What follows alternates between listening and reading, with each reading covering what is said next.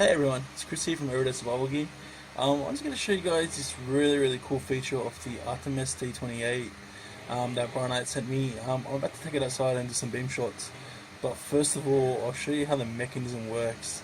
Sorry about all the noise in here, but yeah, I'm inside my house working. Alright guys, so as I was saying, the Artemis T28 has 3 LEDs. So you got a green Cree XPE there, XPOHI, and red Cree XPE. But look at how it works, right, to put the light in the middle.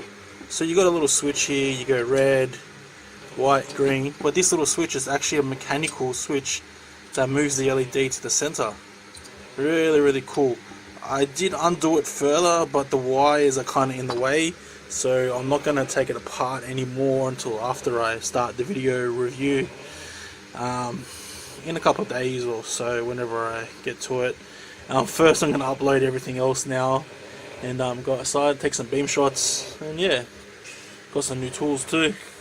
Got to use my JIS pliers and some wooden screwdrivers. Cool. Alright guys, so I'm pretty sure that this is recording now. This is Chris from Everyday Survival Gear, showing you some beam shots from the Artemis T28. I think I've already done an intro inside the house, and I'd just like to say Happy New Year everyone. So I'm outside with the T28 and it is bloody windy. So right now we're looking at my garage door on the lowest setting, the back door I should say, that's not a proper garage door. We'll just extend the beam wider and wider, and I'll show you guys, this is the lowest output that the T28 actually does. We'll switch to the green LED, so not sure how well you guys can see that, but on the camera I can slightly see it. We'll put the zoom back in.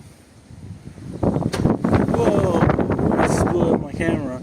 We've been getting 120 km/h gust. Some places recorded even higher than that. So that's the green one on the lowest setting, zoom the whole way out. And now we'll switch to the red LED. The red LED kind of looks like an E. So on the lowest setting, this is the Cree XPE red. And then we'll just go wider. I thought I'd show you guys in a smaller area so you can see how well it works, even on its lowest setting. We'll switch to the yard now. Okay guys, so one thing I forgot to say is that it's using a Cree XPOHI for the white LED, for the red a Cree XPE red, and for the green a Cree XPE green. Also I'm standing pretty far back in my yard as to not get too much wind noise so you guys can hear me. I just done a freaking 6-minute video and it didn't even save. So this is the zoom locked the whole way out, this tightest beam right there. We'll just give it a little ramping up and down. Oh, let's turn it off. So we'll ramp it up slowly, as slowly as we can go. And there we go, it's getting brighter. It's now sunlight. So that's as bright as it can go. We'll go to the tree at 100 meters. You can see it gets there pretty cruisy. It's got a candela rated to about 70,000, I think, somewhere around about there for the white LED. We'll have a play with the zoom now on the brighter settings. It's pretty damn bright, right? So it's getting wider and wider.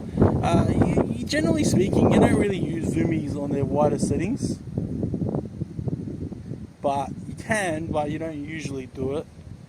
So we'll just go wider, and that's as wide as it goes. We'll zoom it back in and we'll have a play with the up and down.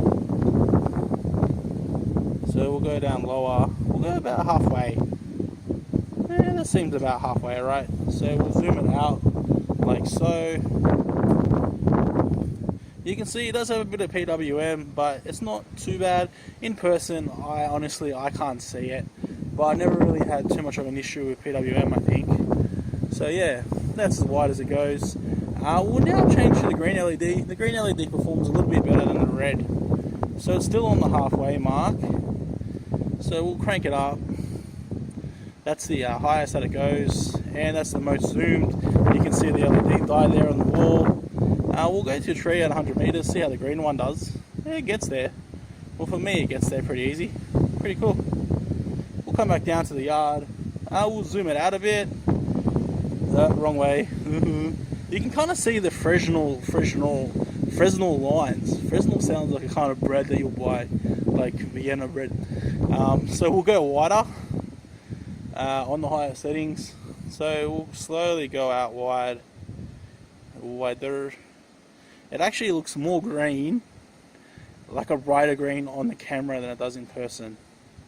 So that is as wide as it goes. We'll zoom it back in now to the furthest zoom. Like I'm doing an ad for Mazda, huh? Zoom, zoom. And I'll put the setting down. I'll lower it down to the lowest. That's on the lowest right there. You can still see it just. I'll put it back up a little bit, about halfway we'll say, and we'll zoom it out a bit, other way. There we go, zooming out a bit. Not too bad, looks pretty good to me. You know, you can clearly see the floor. You should be able to track and trace with that, I'd say. Zoom the whole way back in. Oh, it's going to be a big breeze. Hold on to your horsies. We'll go to the red LED while I blind you guys. Let me see if I can see the die. There we go. It looks like a Macca's. Look, M or E for Enron or something. I don't know. They should make it a C for Cree or a C for Chris.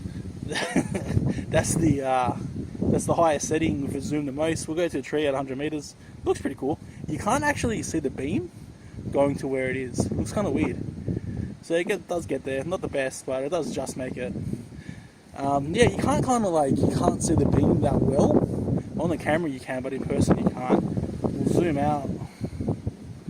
We'll make it a little bit wider. There we go. And that's pretty much as wide as it goes is right now. So it's still super bright. You know what's funny is that we're wearing a hat like I was in the house. So instead my beard hair is blowing around everywhere. Even better. We'll zoom in and we'll just put the setting down a little bit. I reckon that's halfway. Close enough, right? And we'll zoom it back out. So yeah, that's pretty much it. The Brinyte Artemis T28. It's kind of hard for me to show you guys because there is like no settings and there is like no actual focal length that I can show you. There's probably like a halfway point, but I didn't really think about doing that. I could have counted how many turns it takes, right?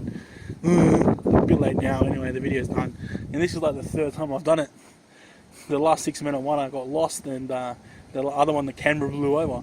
Anyways guys, I hope you enjoyed the video. As always, like and subscribe. This will be up on BLF. And thanks for watching. I'm going to go before I get blown away like Mary Poppins.